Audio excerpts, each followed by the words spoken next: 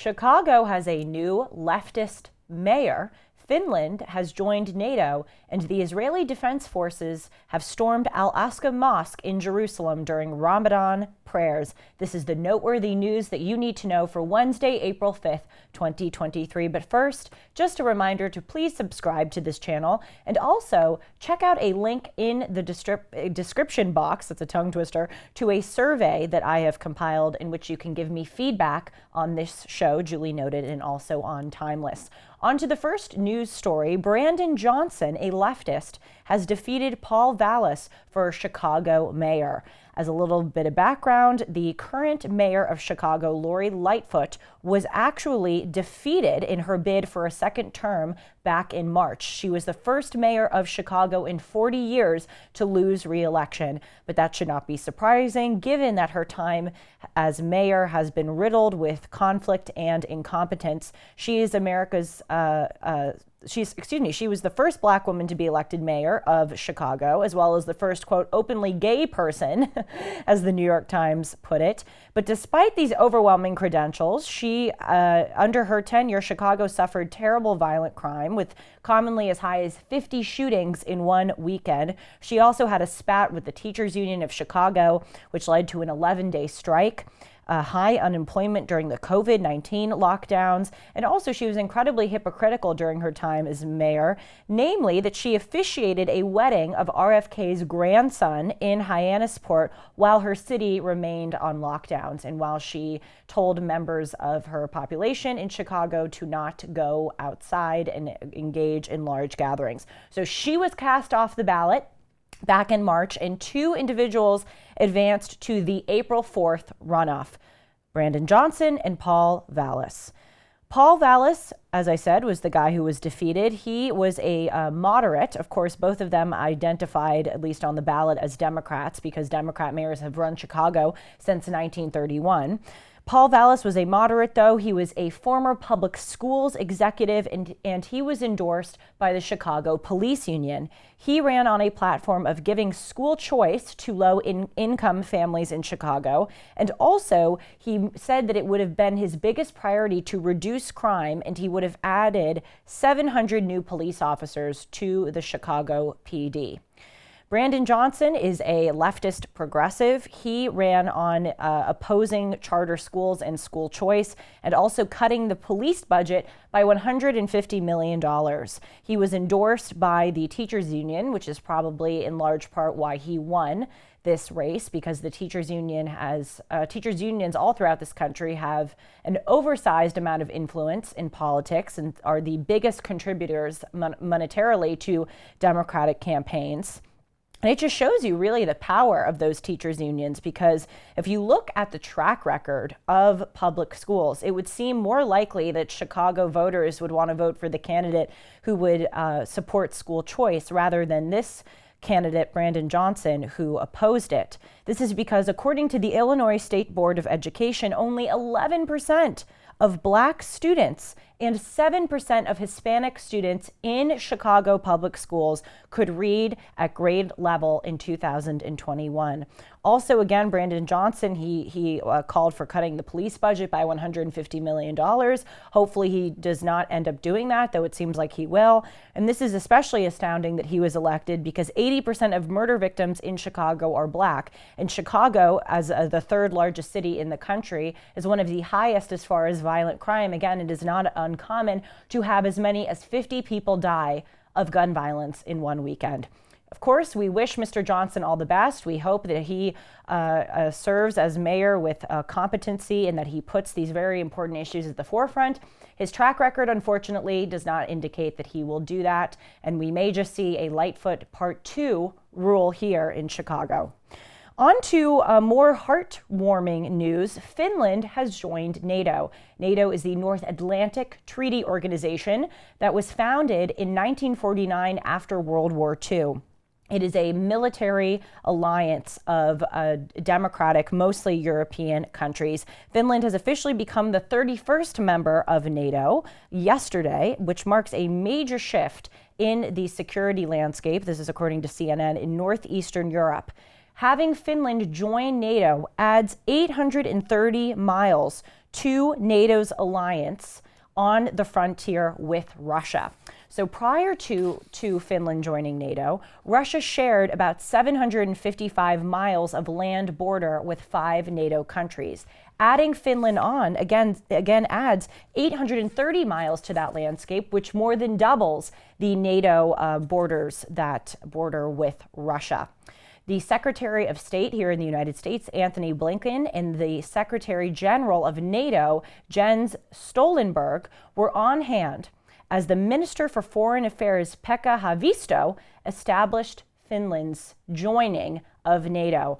Russia was not happy about this. They, as I'm going to detail more in a moment, they have long opposed NATO and countries on their borders joining NATO. They have been very clear that that is an act of great provocation to them. The Deputy Foreign Minister of Russia, Alexander Grushenko, told the Russian state news agency, quote, "We will strengthen our military capabilities in the West and Northwest if NATO members deploy forces and equipment on Finnish territory."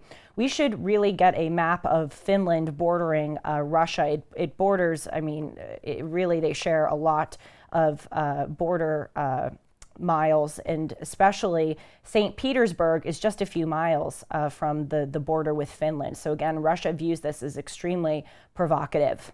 As background of Russia's view of NATO, as I said, NATO was established in the aftermath of World War II in order to form a political and military alliance among democratic countries in order to ensure territorial sovereignty of those nations, because obviously during World War II and years after, territorial sovereignty was egregiously violated in the continent.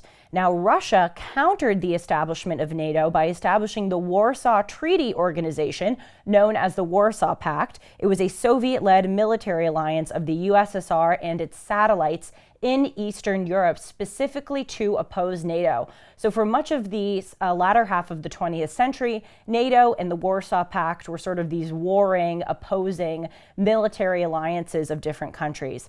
But then when the Soviet Union dissolved in 1991, NATO experienced sort of an unprecedented ascension on the world stage, because many of the states that the Soviet Union territorially controlled, or at the very least sort of de facto controlled but from afar, joined NATO. In 1999, Poland, Hungary, and the Czech Republic were admitted to NATO. During the Cold War, these 3 countries were members of the Warsaw Pact. And of course, the Soviet Union, although territorially did not control those 3 countries, exercised a lot of dominion. Those 3 countries were Soviet satellite states. So that happened in 1999. And then in 2004, several more countries were admitted to NATO: Romania, Bulgaria, Slovakia, Slovenia, and 3 Baltic states: Latvia, Lithuania, and Estonia. Again, these were former Soviet satellite states. But during this time, in the aftermath of the collapse of the Soviet Union, Russia was not yet powerful enough to counteract this. They complained about it. They said they viewed it as provocative, but they did not have the military personnel or resources to actually take action. Well, that changed in 2008. This was a really big turning point. At NATO's annual summit in April of 2008, the United States announced that it was their intention to have Ukraine and Georgia be next in line for membership to NATO. Both Ukraine and Georgia are former Soviet socialist republics. They were one of the 14 constituent SSRs that were under the jurisdiction of the Soviet Union during the 20th century. Putin said he viewed that as incredibly provocative, and just a few months later, after that April 2008 announcement, Putin invaded the neighboring country of Georgia and occupied 2 provinces that they meaning the Russians, occupy today. By the way, the United States insisted on this because, unsurprisingly, the United States has a lot of power within NATO, though both France and Germany warned U.S. leaders against this, saying, do not cross Putin on this one, do not admit Ukraine and Georgia to NATO. It turns out they were right because, again, Putin invaded Georgia. Then, a few years later, in 2014, we all know that Putin invaded the peninsula of Crimea, which was under Ukrainian jurisdiction. And Putin sent in forces to the eastern part of Ukraine in the Donbass region, which is at the forefront of the conflict today. And he put in troops then, back in 2014, in order to establish a military presence there so that when he invaded the entirety of the country of Ukraine in 2022, that again, he would have some military backup. This is all in response to the United States pushing for the former SSRs to join NATO. Now, there is a very legitimate argument on the other side here, which says that it is totally within the United States and NATO's right to admit former SSRs, even if that is going to tick off Putin and even if Putin is going to see that as provocative. Indeed, the entire purpose of NATO is to ensure territorial sovereignty from dictatorial rulers who seek to infringe on that sovereignty. And that is, again, a very legitimate argument. But we have to be careful not to poke the bear. And we learned that lesson again in 2022, when in February of that year, Putin, of course, launched an all-out, full-scale military invasion of Ukraine. A few months before that, President Biden and Anthony Blinken had made this announcement where they affirmed that they wanted Ukraine to join NATO, and they reopened, quote, sovereignty questions with regard to Russia's occupation of Crimea. After President Biden and Anthony Blinken did that, that is when Putin invaded Ukraine. So all of this is just to show that Putin, whether we agree with it or not, has made it very clear that membership of former Soviet states or former Soviet satellite states is very provocative to him. So the fact that Finland is joining is both a victory and also something to be a bit worried about. It's a victory in the sense that yet another country is becoming more aligned with democratic regimes and opposing Putin. But on the other hand, there's 830 plus miles of border between Finland and Russia now being added to this group that Putin so fervently opposes. I'll end with this thing that we should just all contemplate. A few months ago, the former CIA director, David Petraeus, said publicly that it is, quote, an open question as to whether Ukraine can retake Crimea with the United States military backing, that is. Alexander Fomenchuk, who is Sevastopol's civic chamber head. Sevastopol is the naval base on the peninsula of Crimea that used to belong to Ukraine and now Russia since 2014 controls. Alexander Fomenchuk responded to former CIA Director David Petraeus' statement. He said, quote, any attempt to seize Crimea and return it to Ukraine will immediately escalate into a thermonuclear global conflict. Russia will not forgive this. Yes, I recognize the statement was with regard to the peninsula of Crimea and not to Finland joining NATO, but nevertheless, we have to be aware that this is a provocative point for Putin, at least from his perspective. And finally, Petraeus, Sean is telling me, forgive me, Petraeus. I doubt he's watching. They're cracking up. I'm kidding. I want to get the pronunciation right. Whether or not he is watching. So thank you for that, Shanzi. On to the final news story of the day. Israeli Defense Forces, that is the IDF, the military unit in the country of Israel, has stormed Al-Aqsa Mosque in Jerusalem during this month of Ramadan, during Ramadan prayer services. The IDF arrested 350 Palestinians who were inside the mosque praying during Ramadan services. The IDF justified this raid by saying that several Palestinian young people brought stones and fireworks into the mosque and into the surrounding areas. This has been heavily condemned, not just by the PLO and Palestinians, but by other surrounding Arab nations. Jordan's Ministry of Foreign Affairs said that they condemned the Israeli police actions, quote, in the strongest terms, and they called on Israel to remove any IDF soldiers from the mosque. Egypt's foreign ministry also said that this, quote, storming of the mosque was unlawful, and they also said it caused, quote, numerous injuries among worshipers and devotees, and it was in violation of all international laws and customs. As background here, Jerusalem is the third most holy site in the religion of Islam. Those of you who have been watching my show Timeless, I've been doing Islam 101 and Islam 101 Part 2. You know by heart, hopefully, because I have told you that the three holiest sites in the religion of Islam, number one is Mecca, where the Kaaba is, where believers go on a pilgrimage and circumambulate or walk around the Kaaba. The Kaaba is believed to hold the original Quran. That's the number one most holy site in Saudi Arabia. Number two is Mecca, which has a mosque that is devoted to the Prophet. Also in Saudi Arabia, Medina. Did I say Medina or did I repeat Mecca? I think I just misspoke. Number one is Mecca, where the Kaaba is. Number two is Medina, where a mosque is to the Prophet Muhammad. And number three here is Jerusalem. Jerusalem has Al-Aqsa Mosque, which is a mosque, shocking. And then also adjacent to the Al-Aqsa Mosque in the same Al-Aqsa compound is the Dome of the Rock structure. It is believed that this is the site where the Prophet Muhammad ascended to heaven. It is also a site of great importance to Jews and Christians. It is believed to be the site where Abraham bound his son Isaac for a sacrifice until, of course, the angel Gabriel at God's direction came and prevented that sacrifice from happening. Over the past several decades, however, Jews have been prohibited from praying at these sites.